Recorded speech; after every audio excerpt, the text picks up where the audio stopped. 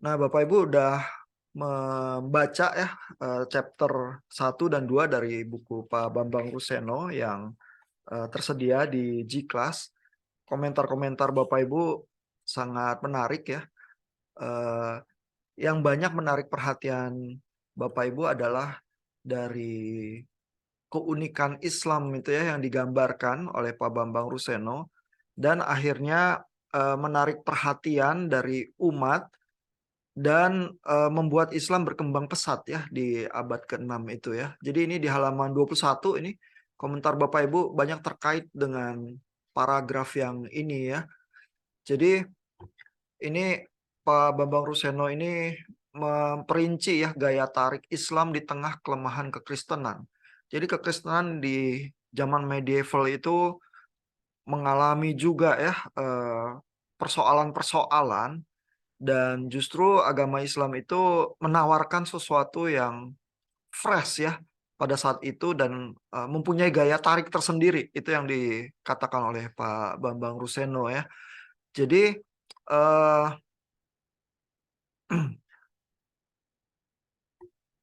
yang mungkin poin ketiga ini ya yang menarik ya. Di pihak lain ya menurut Pak Bambang karena berlawanan dengan agama kekristenan ya karena kekristenan itu sering terjadi pertikaian, pertentangan begitu ya antara gereja ortodoks baik yang monofisit, Nestorian dan Melkite begitu. Di pihak lain Islam itu muncul dengan menjanjikan banyak hal yang menarik ya. Dogma-dogmanya sederhana, mudah dipahami. Kesamaan derajat sosial serta membangkitkan rasa kebanggaan ya karena buat eh, komunitas di Jazirah Arab yang tadinya tidak punya kitab. Lalu muncul Muhammad ya yang membawa kitab Quran untuk komunitas mereka. Tiba-tiba ada kesamaan derajat ya tadinya cuma orang Yahudi dan orang Kristen yang berkitab. Ini ada umat yang tidak berkitab sekarang berkitab juga begitu ya. Jadi ada kesamaan derajat sosial yang membangkitkan rasa kebanggaan ya, kepercayaan diri sendiri, nasionalisme ya kebangsaan Arab. Sehingga bukan suatu hal yang mengherankan kalau ketika mula-mula memasuki Mesir, Islam disambut dengan baik. Bahkan oleh gereja ya, oleh gereja monofisit yang udah terlalu lama di bawah penganiayaan pemerintahan Bizantium. Karena gereja monofisit dan juga yang Nestorian itu kan tidak sejalan ya dengan konsili Kalsedon. Sehingga juga cenderung masuk ke dalam persekusi. Begitu ya. Nah, sehingga muncul ini uh, agama Islam yang dianggap pembaharu begitu ya, membawa angin segar, ini diterima baik ya di awalnya ya. Hal serupa terjadi ketika Islam menyerang Persia. Islam juga disambut dengan baik oleh gereja Nestorian yang berada di bawah penganiayaan kekuasaan Sasanid, Magianisme yang menyembah berhala. Jadi ketika Islam justru berkembang ya ke daerah-daerah sekelilingnya, justru membawa semacam pembebasan ya buat kelompok-kelompok yang tadinya ada di bawah tekanan begitu ya, kelompok-kelompok yang dianggap bidat ya oleh kelompok Kristen yang lebih ortodoks begitu ya. Nah, secara etnis orang-orang Arab dipandang lebih dekat dan secara agamawi Islam dipandang banyak mempunyai kesamaan dasar dengan Kristen. Ya karena kalau di konteks yang politeis ya, Islam dan Kristen sama-sama monoteis begitu ya. Dan memang yang Kristen bertikai ya punya masing-masing detail pemahaman yang berbeda yang mengakibatkan pertengkaran. Islam muncul dengan sesuatu yang lebih simpel begitu ya, yang monoteis juga dan diterima ya oleh beberapa kalangan ini ya, apalagi ketika membawa angin pembebasan begitu ya. Malahan Islam juga menjanjikan perlindungan dan memberikan penghormatan yang tinggi terhadap Alkitab ya. Ini adalah people of the book ya, umat yang diberi kitab. Jadi makanya kalau di Quran kita baca juga ya, ada ayat-ayat yang mengkonfirmasi kitab-kitab yang diberikan sebelumnya, yaitu Taurat, Injil, dan Zabur ya. Dan mengkonfirmasi juga umat yang menerima kitab-kitab yang sebelumnya. Dan sehingga dengan demikian memandang Islam sebagai kelanjutan sebenarnya dari tradisi agama-agama Abrahamik yang sama, begitu ya. Nah, lalu karena faktor sejarah yang ini ya, penghormatan terhadap the people of the book, eh, juga ada perluas sayap Islam. Ini sebenarnya telah menjadi pintu penyaluran peledakan penduduk yang melampaui kemampuan Jazirah Arab untuk memenuhi kebutuhan hidup mereka. Sehingga ketika pintu itu terbuka, seperti jebolnya sebuah waduk dengan derasnya orang-orang Arab mengalir keluar melanda daerah-daerah baru yang memberikan lebih banyak kemakmuran. Ya. Jadi dengan demikian Islam itu menyebar dengan pesat juga ya. Ini ada peta-peta yang tersedia ya menggambarkan situasi di abad ke-6 ya. Ada Mesir, Afrika ini gambarnya memang apa? Kalau di download PDF-nya ini bisa di rotate begitu ya. Ini DigiClass memang agak kesulitan merotate. Atau kalau bapak-bapak ambil bukunya di perpustakaan juga bisa menikmati petanya dengan lebih mendetil ya. Nah, tapi ini terjadi penyebaran yang dahsyat yang digambarkan di sini oleh Pak Bambang Ruseno sebagai daya tarik Islam begitu ya, yang berlawanan dengan hal-hal yang dialami oleh kekristenan di abad ke-6 itu. Ya, ini menarik perhatian Bapak Ibu ya dalam texting yang dituliskan ya, dan Bapak Ibu beberapa di dalam posting itu menyayangkannya kenapa kekristenan sampai jadi seperti itu begitu ya. Malah Islam ya yang menawarkan pembebasan, pemahaman agama yang sederhana, mudah diterima oleh masyarakat dan seterusnya begitu ya. Nah, yang cukup menarik ya adalah pertanyaan yang diajukan oleh Pak Isyoki ya. Pak Syoki itu bilang, jadi sebenarnya karena memang Islam muncul di Jazirah Arab, ada karakter-karakter itu juga yang muncul dari kekerasan hidup di Jazirah Arab ya. Lalu apakah keagamaan yang muncul di tanah Arab itu cocok ya untuk semua bangsa-bangsa lain? Begitu ya pertanyaan Pak Isyoki begitu ya. Dan tentu untuk kalau pembahasan kita di konteks kita di Indonesia begitu ya. Nah, Indonesia memang terkenal sebagai negara dengan populasi Islam terbesar di dunia ya, lebih dari 80% ya, penganut agama Islam di Indonesia ya. Nah, mengapa jadi begitu populer, dan kalau sebagian besar populasi itu memang beragama Islam, berarti secara agak cepat bisa kita simpulkan cocok ya untuk Indonesia ya, walaupun berasal dari tanah Arab ya. Nah, mungkin itu ada hubungannya juga dengan sejarah perkembangan agamanya di Indonesia ya. Karena sebenarnya kalau kita cermati di dalam sejarah bangsa Indonesia, agama-agama yang lebih tua, sebenarnya agama Hindu dan Buddha udah lama juga ada di Indonesia ya, karena kerajaan-kerajaan seperti Sriwijaya begitu ya, dan bahkan kita punya peninggalan Candi Borobudur ya yang di Jawa Tengah itu ya, itu melambangkan bahwa satu saat memang agama-agama Hindu dan Buddha itu pernah sangat besar di Indonesia begitu ya. Jadi agama Islam itu munculnya lebih belakangan sebenarnya, tapi diterima baik ya, dan akhirnya populasi Indonesia itu 80% lebih menganut agama Islam begitu ya. Nah, itu kenapa begitu ya? Banyak yang mengatakan ya bahwa karena Islam itu masuk ke Indonesia lewat jalur perdagangan.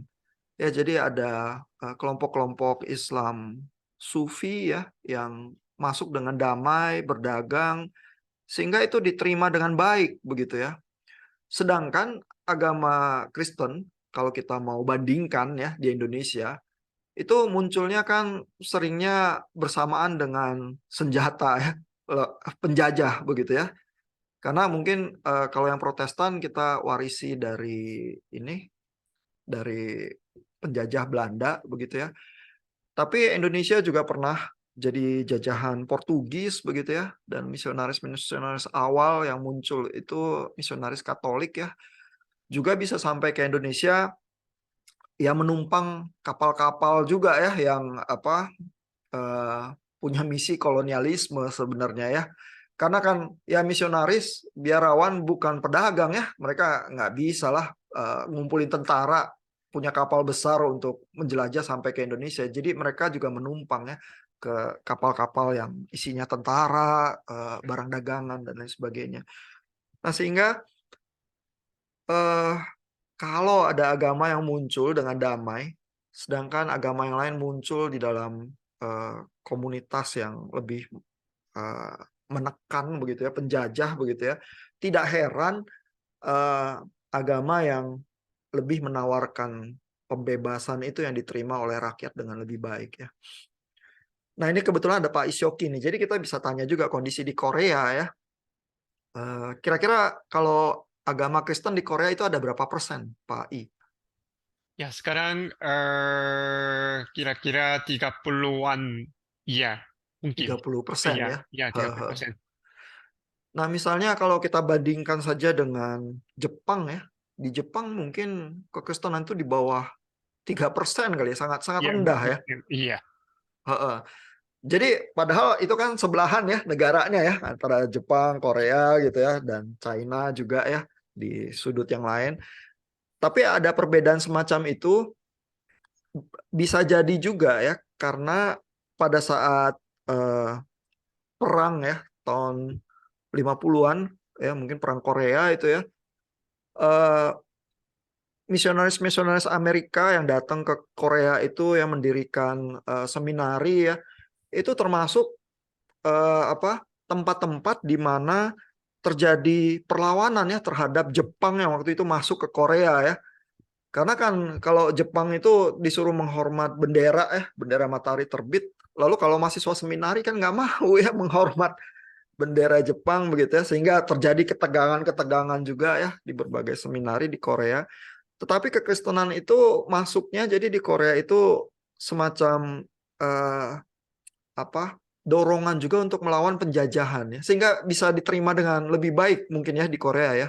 iya. Apakah penjelasan sejarah yang semacam itu cocok Pak Syoki dengan apa yang dipahami juga di Korea? Dulu di Koreanya penjajah dijajah dari Jepang. Jepang kira-kira 40-an. Hmm. Jadi sangat sampai sekarang mungkin berhubungnya sangat apa itu tidak suka Jepang ya. Hmm, hmm, Tapi belum pernah mungkin negara yang lain. Mungkin biasanya pertama kali eh, memberita Injil dari United Kingdom, ah, Missionary Thomas, dan lagi nanti yang lebih em, lebih famous on the Wood, Missionary on the Wood dari Amerika Serikat. ah, Iya, hmm, jadi juga mungkin berhubungannya mirip ya, mirip hmm, Amerika Serikat dan United Kingdom, hmm, karena tidak menjajah. hmm, Mereka hanya memberitakan Injil saja. Mereka bawa Alkitab dan bagi-bagi kepada eh, bangsa-bangsa Korea ya, di mana-mana pun ya, belajar dan mengajar Bible itu saja. Jadi sangat eh, cepatnya ya, pasti berdasarkan budaya, di agamanya Buddha di Korea dulu. hmm, Semuanya agamanya Buddha, tapi berganti saja mungkin. Ini hmm, juga pemikiran saya, ya ada berhubungannya, hubungan nanti berkembang ekonomi, berkembang apa itu negara juga mau bersatuan ya, itu pasti eh, eh, perlu agama. Mungkin hmm, pemikiran saya Indonesia juga saya tidak tahu, tapi pemikiran saya juga Indonesia berkembang, bangsa-bangsa Indonesia bersatu, pasti bersatu, perlu ada ideologi. hmm, Pasti karena dulu saya sudah dengar bisa-bisa ke razanya. Memang yang tadi sudah menjelaskannya, sudah dekat laut, pedagang-pedagang mungkin bertemu Islam. Ke rajanya langsung eh, percaya ambil Islam. Jadi kerajaannya semuanya Islam. Ya, seperti Hmm. memang itu ada, tapi pemikiran saya juga ada ideologi karena Hmm. apa itu pemimpin Indonesia waktu eh, Independence Day Hmm. mungkin perlu bersatu Indonesia, ya pemikiran dan apa itu education dan economic dan mungkin Hmm. lebih itu ya sistem. Jadi mau satu bangsa Indonesia berkumpul-kumpul mungkin pasti perlu agama Islam mungkin untuk ideologi itu. Oke. Berarti agama sebagai faktor pemersatu bangsa begitu ya? Iya, Mhm. Ya, memang Bung Karno itu yang presiden pertama yang melakukan proklamasi kemerdekaan ya, Independence Day beragama Islam. Tetapi dia memang mencetuskan Pancasila ya, iya, sehingga oh ya betul betul. ada keanekaragaman yang berbeda-beda itu bisa menjadi satu di dalam Iya, ideologi negara Pancasila itu sih. Nah, tapi bahwa pada kenyataannya memang selama zaman penjajahan Belanda, kerajaan-kerajaan yang melawan, kalau kita baca sejarah Indonesia itu kan Diponegoro, Demak, Cut Nyak ya di Aceh, itu banyak kerajaan Islam. Jadi ketika zaman kerajaan Hindu Buddha itu berganti jadi Islam, lalu kolonialisme Belanda itu datang, memang akhirnya melakukan perlawanan-perlawanan terhadap penjajah banyak dari kerajaan-kerajaan Islam begitu ya. Sehingga faktor itu juga yang memang biasanya dibilang orang kenapa akhirnya Indonesia ini eh, mayoritas beragama Islam gitu. Jadi memang ada faktor sejarah ini ya yang kalau dijelaskan oleh Pak Bambang Ruseno seperti demikian mungkin buat kita tidak terlalu aneh dan tidak terlalu asing ya kenapa agama itu apa cenderung diterima oleh masyarakat tertentu dan di tempat lain mungkin jadi agak lebih sulit ya karena melekat kepada kekuatan-kekuatan yang lebih menjajah begitu. Nah, eh, tentu biasanya kalau pembahasannya seperti ini ya, kadang suka ada yang protes, loh ini kok agama jadi politis begitu ya. Nah, biasanya yang apa agak keberatan ya terhadap agama itu campur dengan politik ya, itu dari mungkin kalangan Protestan ya karena di dalam tradisi sejarah Protestan juga ada eh, motif ya bahwa kalau agama dan kekuatan politik itu jadi satu, nanti agama itu bisa cenderung kena caplok ya dan dicemari begitu ya, dieksploitasi untuk kepentingan-kepentingan politik gitu. Nah, sehingga eh, seperti Martin Luther ya atau tokoh-tokoh Protestan yang lain itu biasanya punya konsep ini di dalam negara ada dua bagian ya, ada negara dan ada gereja itu yang sebaiknya terpisah begitu ya, tidak saling menguasai ya. Negara itu tugasnya adalah memberikan perlindungan buat semua pemeluk agama itu supaya bisa menjalankan ibadah, menghayati imannya dengan baik.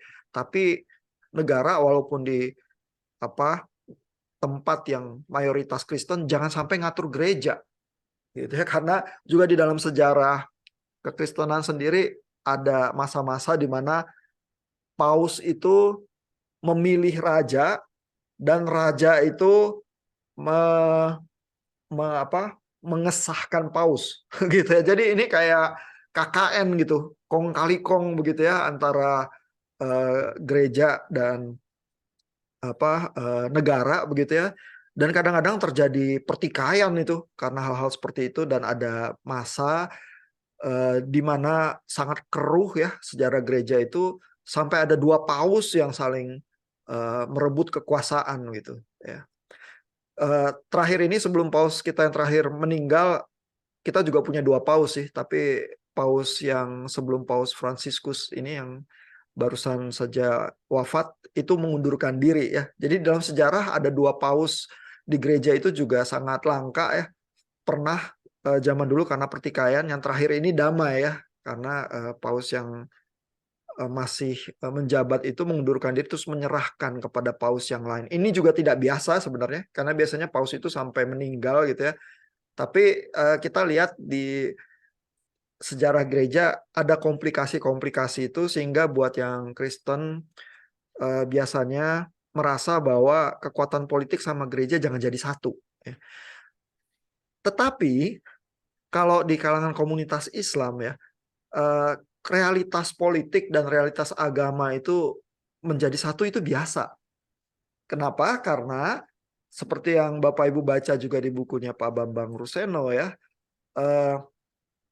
Muhammad itu bukan cuma pemimpin agama yang berhasil ya, dia bukan cuma nabi yang diyakini oleh komunitas agama, tetapi dia juga jenderal perang yang sangat mahir. Dia pemimpin politik yang juga berhasil mempersatukan dan mengembangkan komunitasnya begitu ya, sehingga politik dan agama itu sesuatu kesatuan itu yang di dalam sejarah Islam itu dihayatinya seperti itu. Ya sehingga jangan heran kalau teman-teman yang Muslim ya, sahabat-sahabat kita itu memang terbiasa ya melihat agama tidak terpisah dari politik ya. Sehingga kalau perlu semacam lebih mencermati pemisahan antara agama dan negara itu malah sesuatu yang lebih sulit dilakukan ya, tidak secara natural begitu ya. Kalau di Protestan begitu kekristenan itu muncul ya, kekristenan itu kan cenderung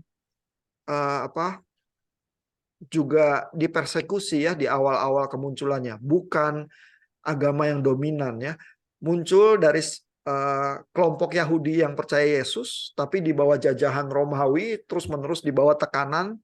Baru sampai abad keempat, waktu Raja Konstantin itu menjadikan kekristenan agama resmi negara, baru keluar dari tekanan sebenarnya ya. Sehingga politik dan kekristenan itu tidak serta-merta menyatu gitu. Tapi buat Islam, itu secara wajar dilihat sebagai satu kesatuan. Gitu.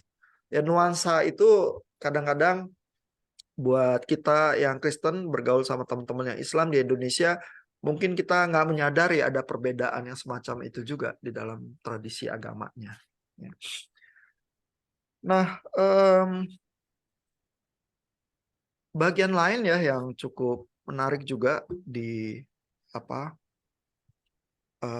textingnya Bapak Ibu ya, itu mungkin berkaitan dengan halaman 28 ya dari bukunya Pak Bambang Ruseno, ini di bab 2 ya yang Bapak Ibu baca juga ya.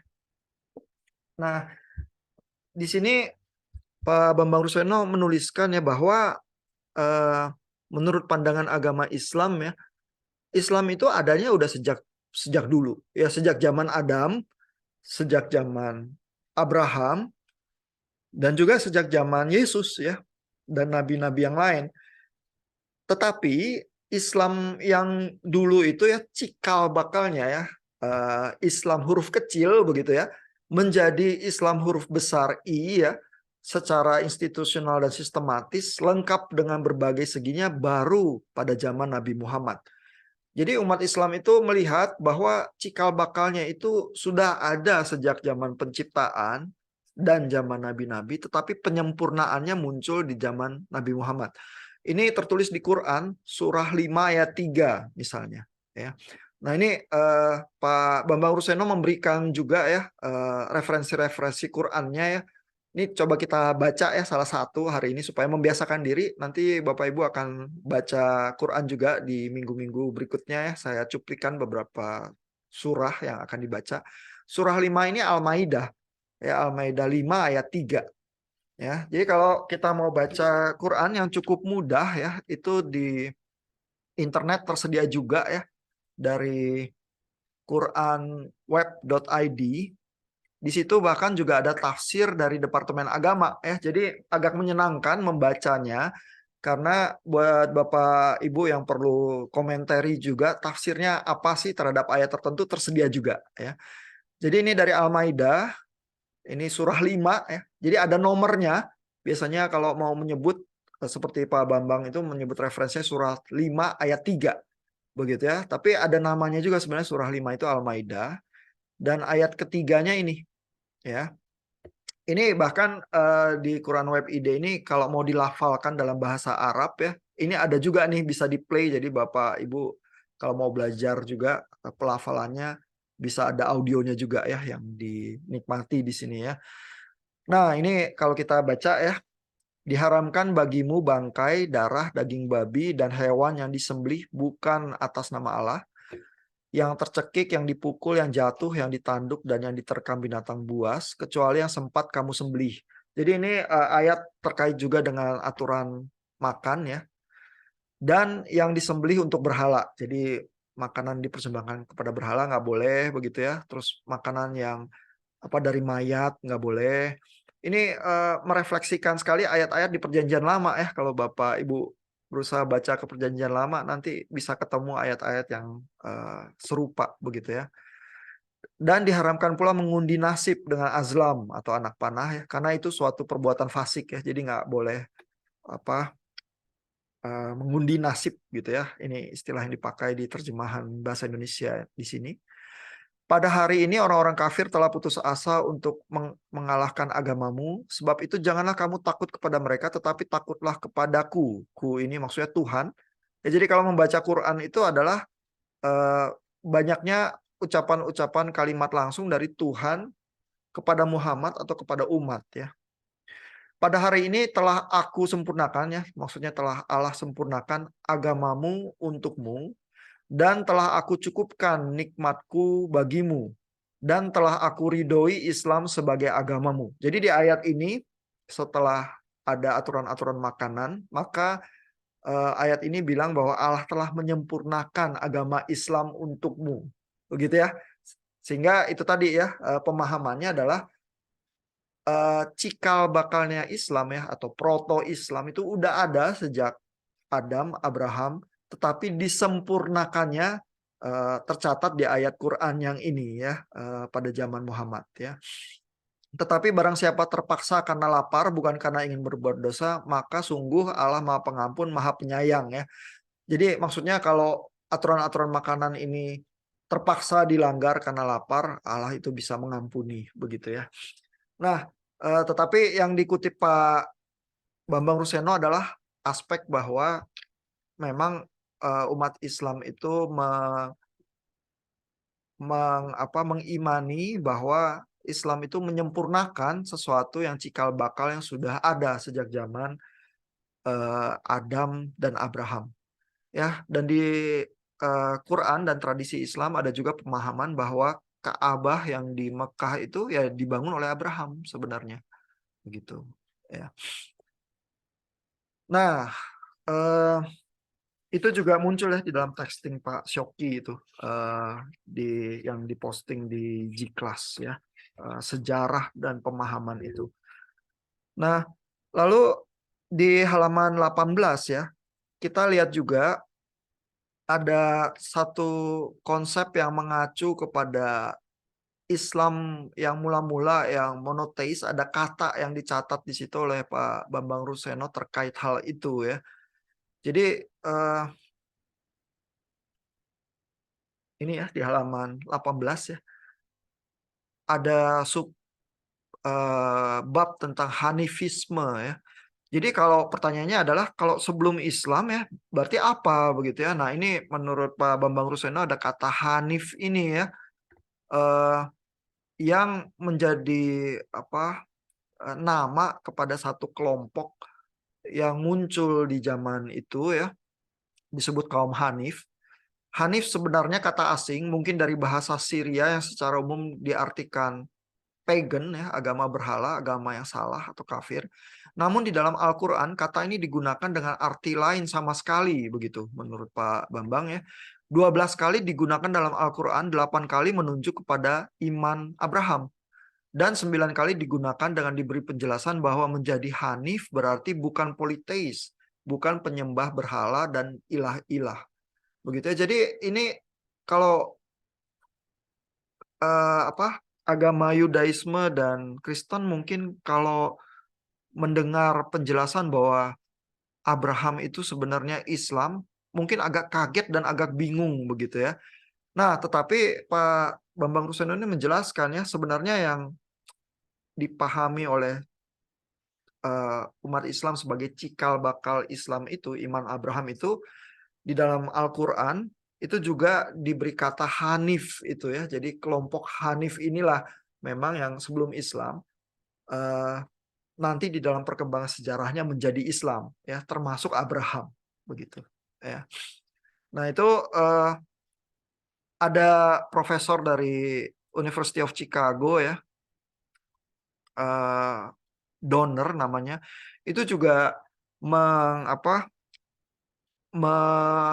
mencoba merekonstruksi sejarah yang punya kemiripannya, bahwa sebenarnya kata Islam itu sendiri yang artinya berserah ya kepada Tuhan ya, itu sebenarnya tadinya bukan penanda agama tertentu yang terpisah ya. Karena kalau kita baca ya di bab 2 ya, di awalnya ya, arti Islam ini ya, di bukunya Pak Bambang Ruseno ya. Ini ya, arti Islam dan iman ya begitu ya. Di situ dijelaskan ya bahwa umat Islam itu tidak mau disebut Muhammadanism ya. Zaman dulu kelompok-kelompok yang dari barat tuh menyebutnya pengikut Muhammad begitu ya. Tetapi umat Muslim tidak ingin disebut Muhammadanism karena bukan mengikut Muhammad, melainkan Islam ya, yaitu sikap berserah kepada Tuhan itu ya. Jadi agama Islam adalah agama yang didasarkan bukan pada kepribadian yang mendirikan, melainkan Allah sendiri ya. Nabi Muhammad hanyalah perantara. Makanya umat Islam secara umum menolak ya disebut Muhammadanism begitu ya. Nah, jadi Islam itu artinya menyerah atau pasrah ya. Jadi orang-orang yang berserah kepada Tuhan sebenarnya artinya ya. Jadi secara teknis bukan penanda agama tertentu ya, Islam yang huruf kecil ya. Makanya tadi Pak Bambang Ruseno bilang menjadi Islam huruf besar ya, penanda agama tertentu itu bagaimana proses sejarahnya itu yang dijelaskan itu ya, bahwa di dalam pemahamannya Islam itu menyempurnakan agama-agama yang sebelumnya yang kita baca di Al-Maidah ayat 3 itu tadi ya. Nah, lalu Fred Donner, profesor dari University of Chicago itu bilang bahwa di awal sebenarnya kata yang lebih penting untuk kelompok orang-orang beriman ini adalah kata mukmin sebenarnya, daripada kata Islam yang menjadi penanda agama yang terpisah ya.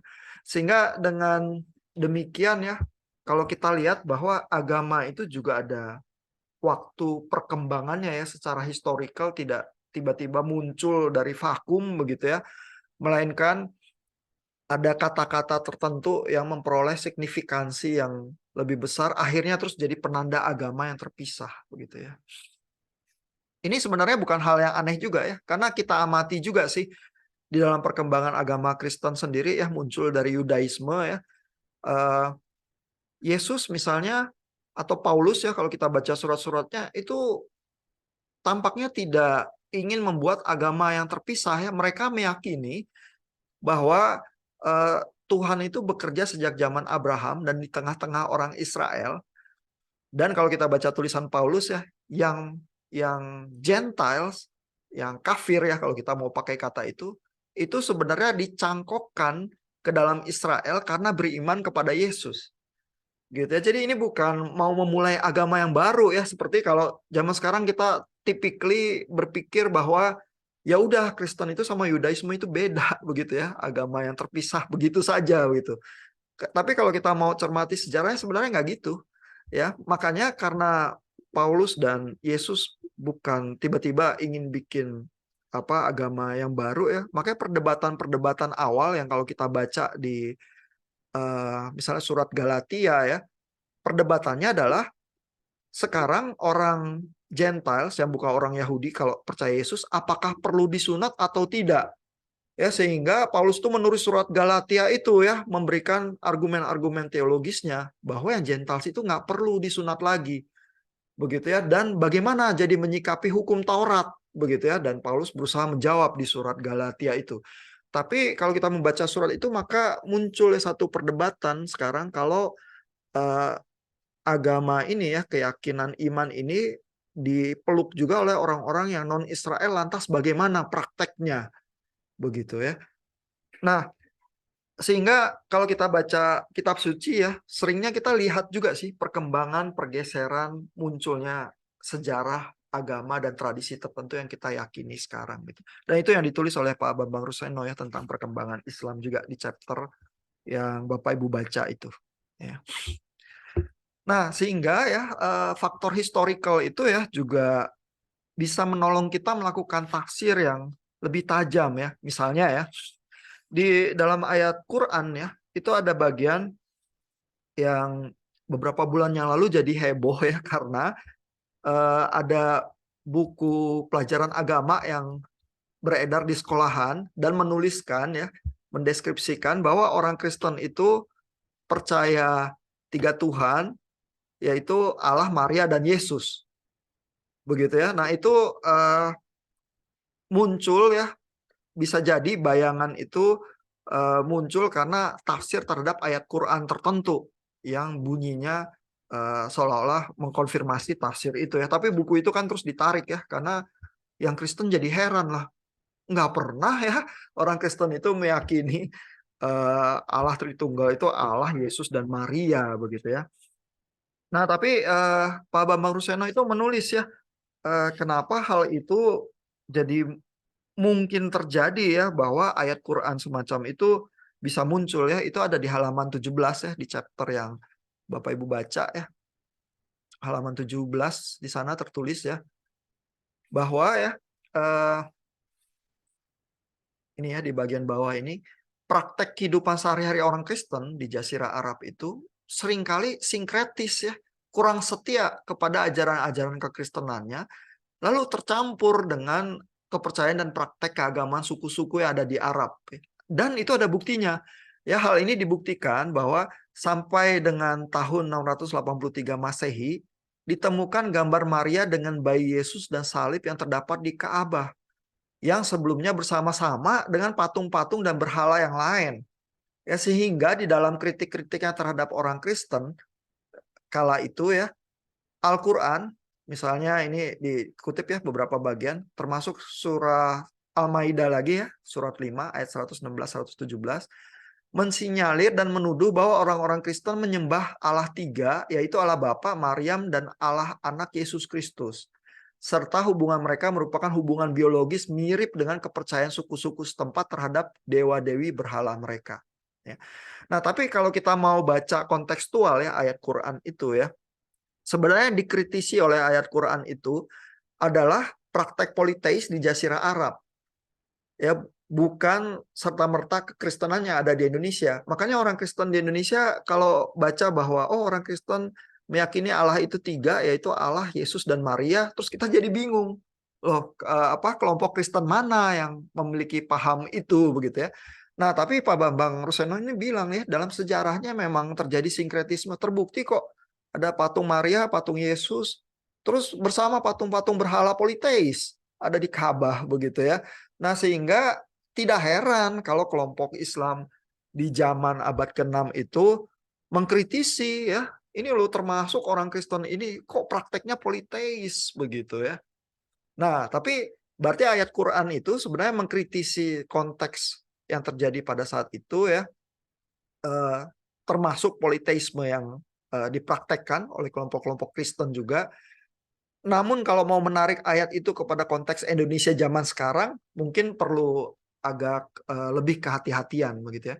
Sehingga kalau kita membaca konteks sejarah itu di dalam tafsir ya, mungkin bisa ada tafsir-tafsir yang lebih produktif ya, daripada melihat langsung seperti polemik ya, saling menyalahkan begitu ya. Biasanya karena kalau baca ayat-ayat yang semacam itu ya, yang terjadi adalah yang Kristen menyalahkan yang Islam bahwa itu sesat ayatnya ya dan salah, Lalu yang Islam juga menyalahkan yang Kristen bahwa ya dasar yang Kristen politeisi begitu ya. Tapi terus sama-sama bingung begitu ya, karena sebenarnya mungkin konteks sosial sejarahnya itu yang kita udah kehilangan begitu ya. Nah, kita coba baca ayatnya ya dari Al-Maidah itu ya 116 117 ya, supaya Bapak Ibu juga familiar ya kalau di Quran sebenarnya kritiknya bunyinya seperti apa ya. Ini saya share lagi ya dari Quran Web ID itu ya. Ini dari Al-Maidah ayat 116 ya. Dan ketika Allah berfirman, "Wahai Isa putra Maryam, engkaukah yang mengatakan kepada orang-orang, jadikanlah aku dan ibuku sebagai dua Tuhan selain Allah?" Isa menjawab, "Maha suci engkau, tidak patut bagiku mengatakan apa yang bukan hakku. Jika aku pernah mengatakannya, tentulah engkau telah mengetahuinya. Engkau mengetahui apa yang ada pada diriku, dan aku tidak mengetahui apa yang ada padamu. Sungguh engkaulah yang maha mengetahui segala yang gaib." Jadi di dalam ayat ini ya, Allah itu mengkonfrontasi Yesus, begitu ya, mengkonfrontasi Isa ya, dan menanyakan, "Isa, kamukah yang mengajar paham triteisme itu ya, bahwa Allah itu tiga,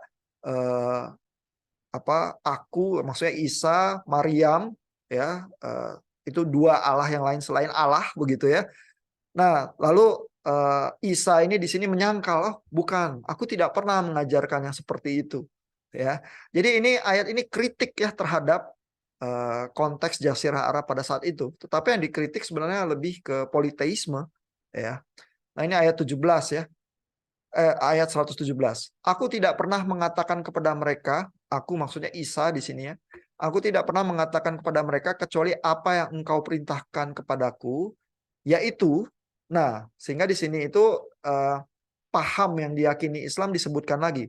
"Sembahlah Allah Tuhanku dan Tuhanmu." Ya, jadi cuma ada satu dan monoteisme kuat begitu ya. "Dan aku menjadi saksi terhadap mereka selama aku berada di tengah-tengah mereka. Maka setelah engkau mewafatkan aku," ya maksudnya mewafatkan Isa, "engkaulah yang menguasai mereka dan engkaulah yang maha menyaksikan atas segala sesuatu." Nah, jadi ayatnya bunyinya seperti itu. Ya, sehingga makanya buku pelajaran agama di sekolah itu lantas menginterpretasikan dengan mudah ya bahwa orang Kristen itu meyakini Tuhan itu tiga, yaitu Allah, Maria, dan Yesus begitu. Which is secara historical kurang begitu tepat ya. Dan ayat yang semacam itu memang cenderung menghasilkan kalau dijelaskan seperti itu di buku pelajaran agama nanti menghasilkan pertengkaran gitu ya. Sehingga akhirnya buku agama itu ditarik sih dari peredaran gitu.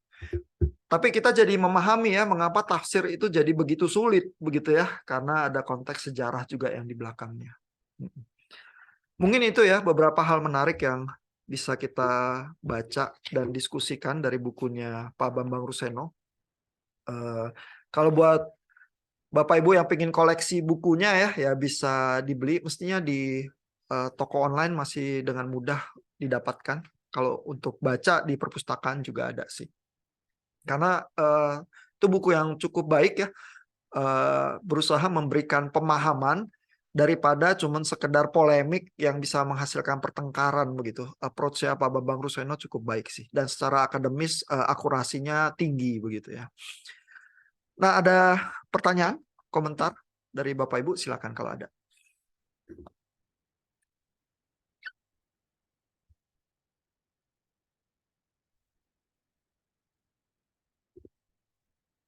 Nah, mungkin pertanyaan dari Bu Seruni nih bisa kita coba perbincangkan juga ya dari posting yang ada di textingnya ya. Bu Seruni itu bilang ya, kita di Indonesia memang minoritas sih ya begitu ya, sehingga kita tuh cenderung yang ditekannya oleh mayoritas ya. Tetapi apa benar ya kalau kita mayoritas kita tuh nggak cenderung jadi menekan juga ya, itu salah satu pertanyaannya. Terus pertanyaan yang lain adalah, atau jangan-jangan kita minoritas ini juga karena terlalu sering ditekan dan merasa tertekan, kita tuh membenci yang mayoritas dan nggak mampu lagi ya mengasihi yang mayoritas itu begitu ya. Nah, itu pertanyaan-pertanyaan yang diajukan Bu Seruni itu di posting textingnya ya. Nah, gimana menurut pendapat Bapak Ibu? tentang realitas menjadi minoritas di Indonesia? Apakah ada jawaban terhadap pertanyaan Bu Seruni? Silakan kalau ada komentar.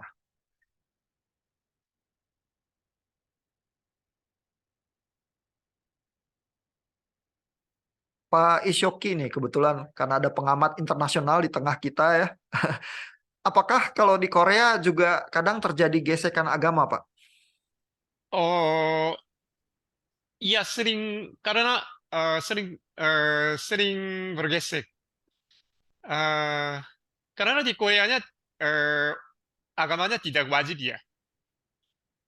Tapi Ya, yang kalau bergesek itu agama apa, Pak? Apakah Buddha dengan eh, Kristen atau gimana? ya biasanya mungkin kalau agamanya gantinya mungkin lebih pindah ke Kristen. Hmm. Karena biasanya mungkin orang Korea sekarang lebih pemudaannya tidak ada agama. Oh, Iya ya. Mereka nggak mau agama.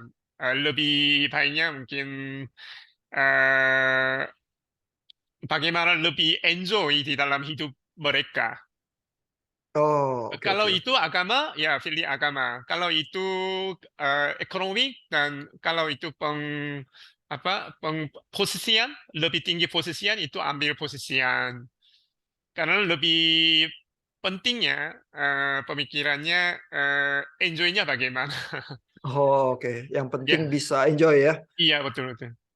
Tapi kan agama biasanya penting kalau orang mau menikah ya. Jadi apakah kalau orang menikah cenderungnya di gereja atau pernikahan adat Korea aja udah Oh, cukup? enggak apa itu? Nggak penting juga. Ya enggak penting sih mungkin. Ya, Gitu ya. biasanya tempat yang khusus itu hanya tempat yang menikahan untuk menikahan ya itu aja. Bukan mau gereja di Katolik ya itu Oh, nggak malah usah tidak sih. ya. Ya Nggak ya usah. enggak usah. Oh, oke oke. Oh, menarik sekali. Iya iya.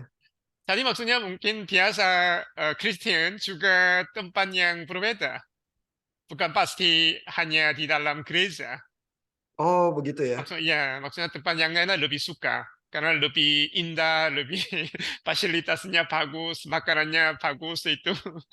Oh, kalau dari negara begitu mau menikah tidak ada keharusan harus menikah agama dulu terus baru bisa mencatatkan pernikahannya ke negara, nggak ada keharusan itu ya.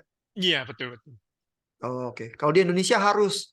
Oh, gitu. Iya. Iya, jadi harus Oh, menikah dulu entah dia agama Islam atau Kristen di gereja atau apa, baru bisa ke catatan sipil. oh, gitu itu. Oke, terima kasih. Oh, sama-sama, Pak. Iya. Pak Erlan ada komentar Pak untuk pertanyaan Bu Seruni tadi itu soal minoritas dan mayoritas. Saya sendiri sih Pak, dulu kan tinggal di lingkungan yang mayoritas Muslim gitu. Hah.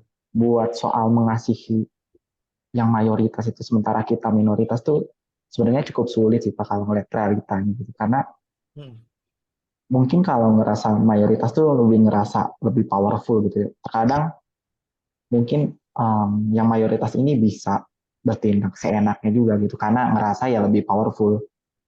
Dan itu Hmm. juga tapi nggak nutup kemungkinan gitu kalau kita yang mayoritas belum tentu kita pun nggak nindas yang minoritas ini. Saya rasa itu sih Pak. Hmm.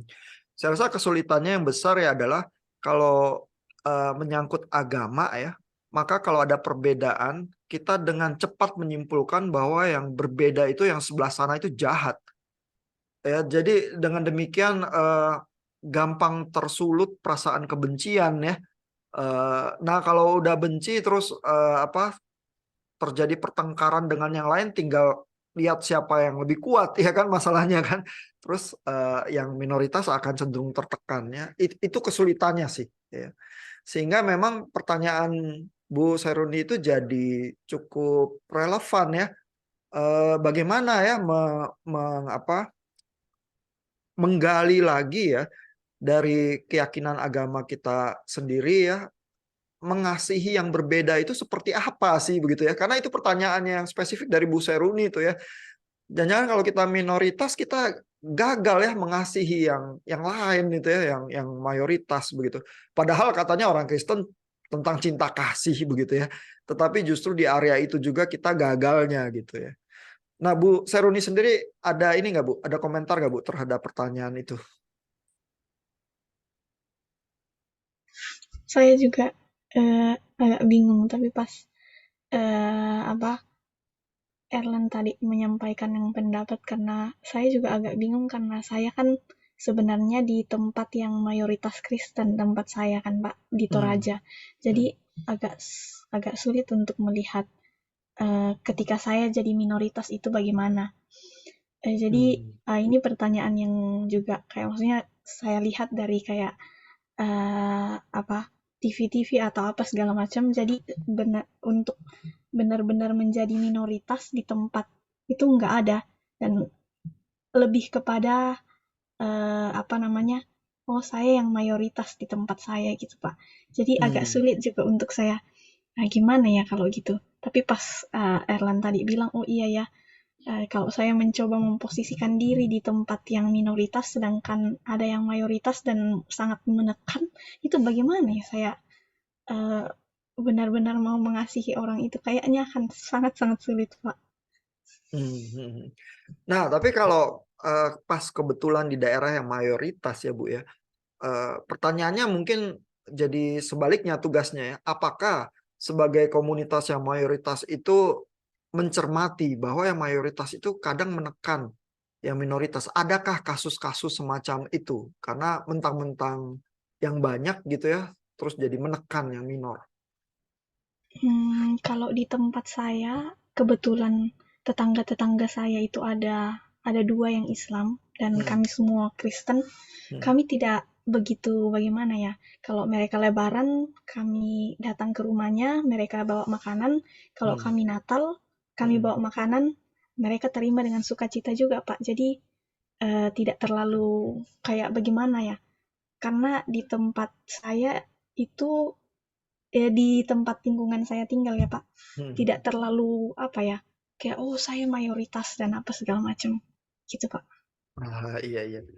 Jadi nah ini juga menarik ya, karena apa, biasanya ya sensitivitas terhadap tekanan dan apa persekusi itu ya, kalau ada ya di tengah masyarakat, sensitivitas itu memang lebih dipunyai yang minoritas.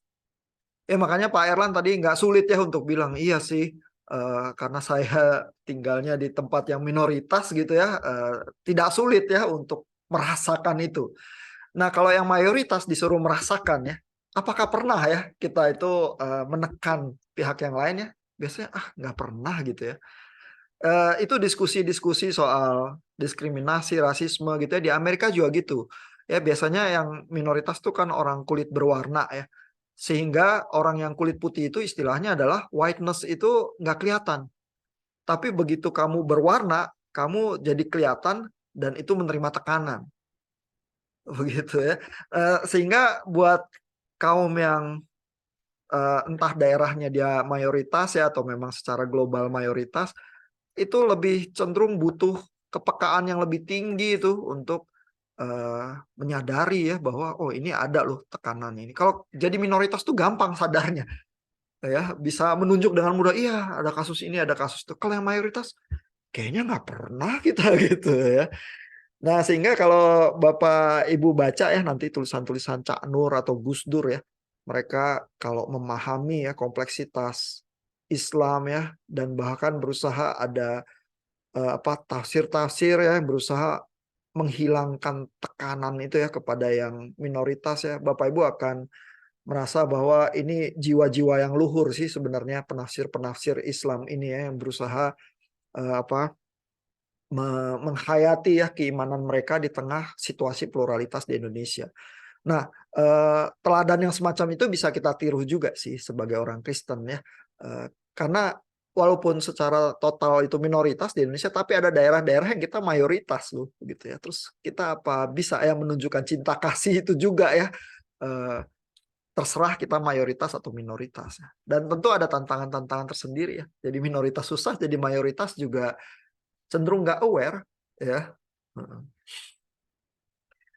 Nah, Bu Lydia terkoneksi, apakah Ada pertanyaan atau ingin berkomentar, Bu? Sekalian uji koneksinya. Ya, semoga nggak putus-putus ya. Sorry ya, tadi saya off-kan. Kalau saya melihatnya yang minoritas sama mayoritas, saya juga dilahirkan di daerah yang mayoritas orang Kristen ya gitu. Dan ya kecenderungan untuk menindak sih pasti ada ya. Jadi kan karena ini Kristen gitu, terus yang Islamnya agak ya mereka agak memandangnya seperti gimana gitu deh. Gitu. Jadi ada sih kecenderungan seperti itu. Lalu Oke. Jadi memang bisa ada ya ini gesekan-gesekan dan ketegangan ya. Oke. Nah, paling tidak ya lewat kuliah-kuliah kita, paling tidak kalau kita berhasil meningkatkan pemahaman ya terhadap yang beragama berbeda ya, mungkin relasi dan interaksi itu jadi lebih mudah sedikit begitu ya. Dan mudah-mudahan kelas kita ini juga mendorong kita untuk punya curiosity ya, keingin pahaman yang kita terus kembangkan ya, kita pupuk, sehingga kalau interaksi itu kita nggak semata-mata langsung masuk kepada perdebatan dan polemik ya. Itu boleh aja ya kalau udah bersahabat baik terus mau berdiskusi hal-hal yang lebih sulit, bisa-bisa saja ya. Tetapi bahwa berdiskusi dan berdialog itu karena ingin lebih paham pihak yang berbeda, itu sih juga tetap produktif ya.